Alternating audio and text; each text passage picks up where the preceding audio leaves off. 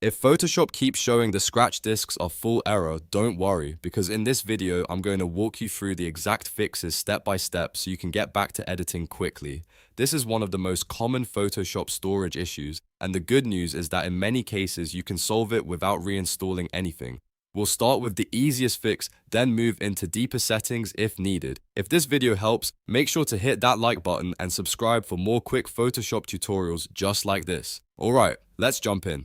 First, let's clear space on your main drive. Photoshop uses your hard drive as temporary virtual memory when your system RAM fills up, so if your storage is nearly full, Photoshop can't work properly. Check your main drive and look for large files you no longer need.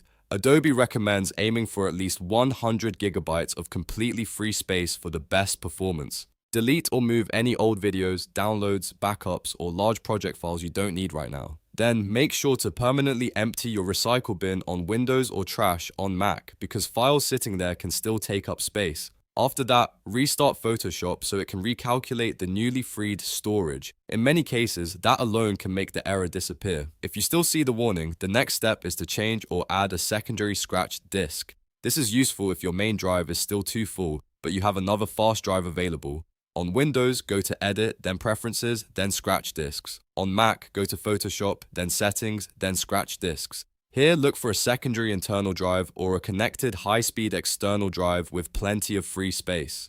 Check the box next to that drive so Photoshop can use it as scratch storage. If needed, you can also uncheck the drive that is nearly full.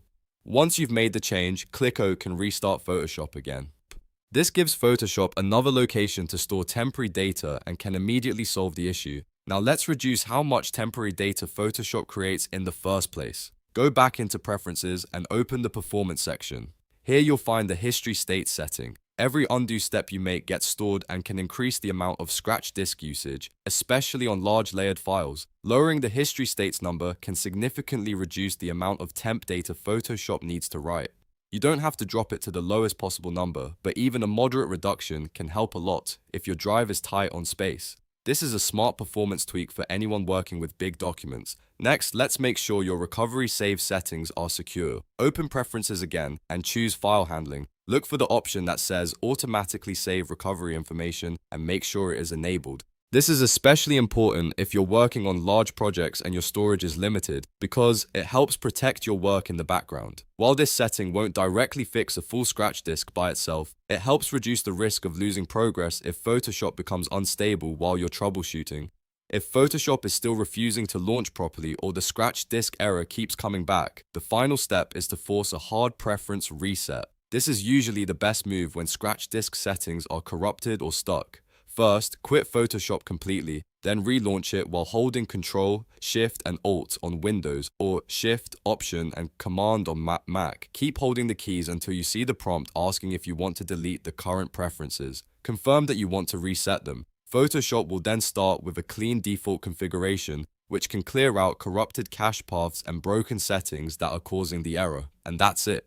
By clearing space, adding a secondary scratch disk, lowering history states, checking recovery settings, and resetting preferences if needed, you should be able to fix the Photoshop scratch disks are full problem and get back to editing without the stress. If this tutorial helped you out, please give it a thumbs up and subscribe for more easy software fixes and Photoshop tips. Thanks for watching and I'll see you in the next one.